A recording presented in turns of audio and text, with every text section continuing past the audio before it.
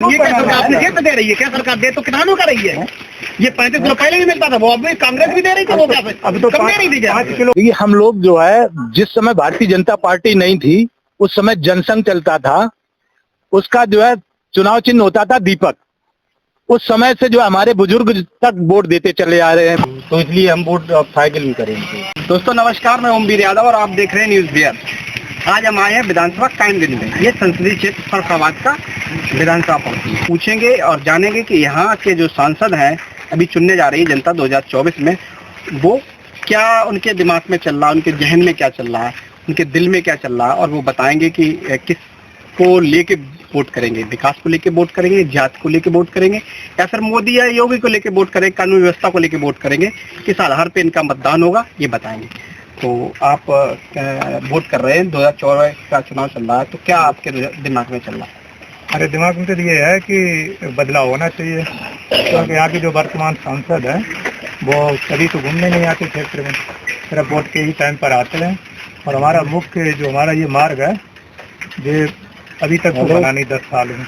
और हमारा थोड़ा सा और भी काम है बहुत सा। अब ये जो माइनर है हमारा, पानी हम लोगों को मिलता है, तो इसमें कुछ दबंग लोग नीचे गए, वो खुल जाते हैं, गाली गलौज करते हैं, ये ठोकर नहीं बनी। जबकि वैसे तो ये कहते हैं कि सपा के गुंडे करते हैं काम, लेकिन अब तो बीजेपी के गुंडे हम लोगों को गालियां मिलती हैं। आपके गुंडे वो कह रहे हैं हमारे यहाँ कानून व्यवस्था बिल्कुल सही है, किसी प्रकार की कोई दिक्कत नहीं, गुंडों को हमने खत्म कर दिया, जेल में कर। वो तो जो यहाँ पर आए, जमीनी हकीकत देखें आके, के बाद जब भी हमने देखा है। आप अभी वर्तमान में, अभी आप इस टाइम जो कवरेज कर रहे हैं, तो अभी देख सकते हैं पानी नीचे खुला हुआ है। हमारे इधर भराई की बहुत बड़ी समस्या है, जिससे शिकायत करो कोई है नहीं।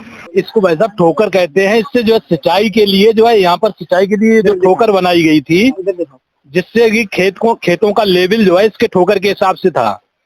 लेकिन जो है यहाँ के जो है गंगवार साहब जो है, जो ठेकेदार रहे, उन्होंने जो है बुलडोजर मशीन से इसको तोड़वा दिया। आज हमारे खेतों में सिंचाई नहीं हो पाती है। वो कहते हैं हमने सारे दुरुस्त कर दिए, राशन दे। ऐसा कुछ नहीं है, राशन तभी तो राशन दे रहे हैं।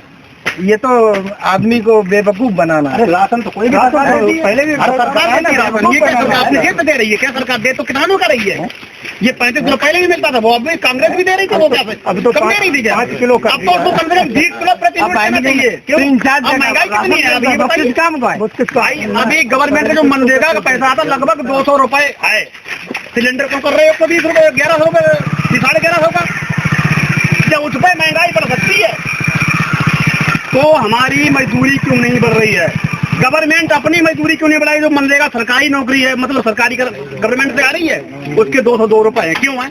उसको गवर्नमेंट को कम से कम 600 रुपए भेजना चाहिए मनरेगा वालों को। वो कह रहे हैं हमने भ्रष्टाचार कम कर दिया, परिवार कुछ नहीं। भ्रष्टाचार सपा से भी ज्यादा भ्रष्टाचार है अभी भी। तो तुम वोट जो करोगे, वोट करेंगे साइकिल में। और हर बच्चे की जुबान पे है, हर बच्चों की जुबान पे है कि अब की बार नवल किशोर है, गली गली में शोर है।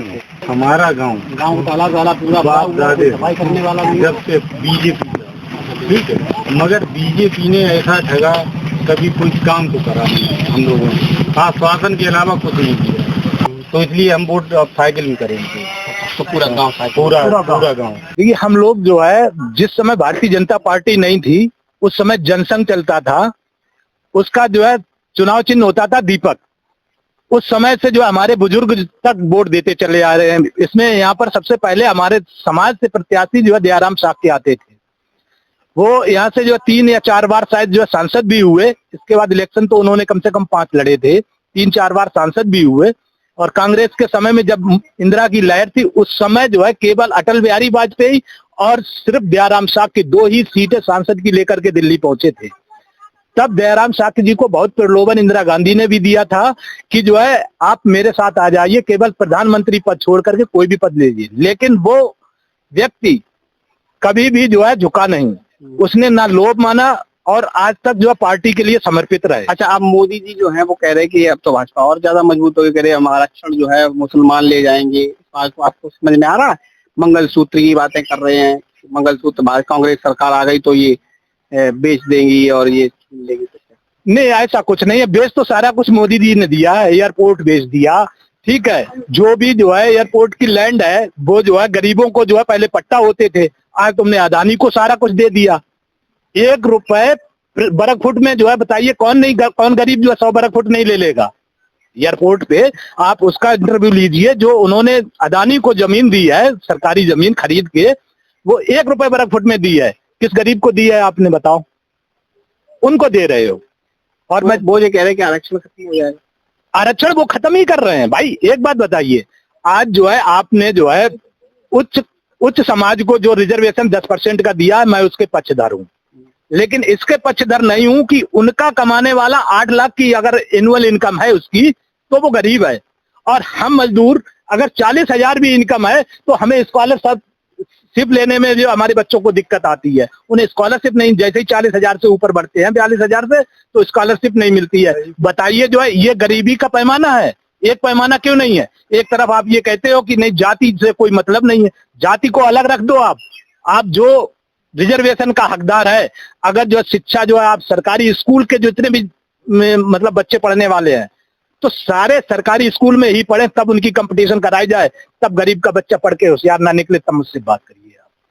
मोदी जी कह रहे हैं हमने राशन बांटा है, इस पे गरीबों को हमने 80 करोड़ गरीबों को राशन दे दिया। उन्होंने 80 करोड़ को जो है राशन दे दिया, लेकिन 80 करोड़ का जीवन ले लिया। कैसे? वो ऐसे उन्होंने उसको डिपेंड कर दिया। उसको ये नहीं कहा कि जो है तुम अच्छी शिक्षा लो और अच्छा रोजगार करो। भाई राशन देना मैं बुरी बात नहीं कर, आज मुझे भी जो है राशन मिल रहा है, लेकिन मैं उसके पक्षधर इसलिए नहीं हूं। वही राशन का पैसा आप हमें दीजिए और उसको हम जो है, आप पब्लिक स्कूल खुलवाए बैठे हो, उन पब्लिक स्कूल में हम अपना भी बच्चा पढ़ा सके, ताकि आपसे कंपटीशन फाइट कर सके। आप तो अपने बच्चों को आप दिल्ली भेज रहे हो, और ज्यादा पैसा है तो आप अमेरिका भेज रहे हो पढ़ने के लिए, लेकिन एक मजदूर का बच्चा कहाँ जाए पढ़ने बताइए? आपके जो सरकारी संस्थान है उनमें जो है बच्चा जो है इंटर तक पढ़ने वाला बच्चा कोई भी जो है सही से सुलेख तक नहीं कर पाता है, और आपने जो है शिक्षा को तो एक तरीके से ये और कर दिया, सबको पास कर रहे हो।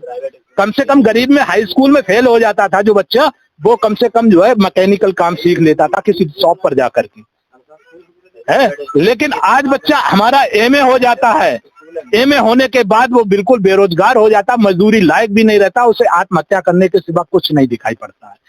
इसलिए मैं जो है मोदी जी से और जो विपक्षी पार्टियां हैं उनसे भी कहना चाहूंगा, शिक्षा को जो है सर्वोपरि बनाएं और शिक्षा पे ही हम लोग वोट करेंगे। शिक्षा समान होनी चाहिए। तो ऐसा भी सोचते हैं ग्रामीण अंचल के लोग जो इंटेलेक्चुअल हैं, तथाकथित अपने आप को बहुत बौद्धिक क्लास कहते हैं, और वो सोचते हैं कि गांव में रहने वाले समानता वंचित होते हैं। उन्हें क्या मालूम है कि दिल्ली और वो लुटियंस जोन जैसी पत्रकारिता करने वाले लोगों को मालूम रहता है, सो गांव में रहने वाले लोगों को वो वही मालूम होता है। ऐसा नहीं है। देखें, नमस्कार।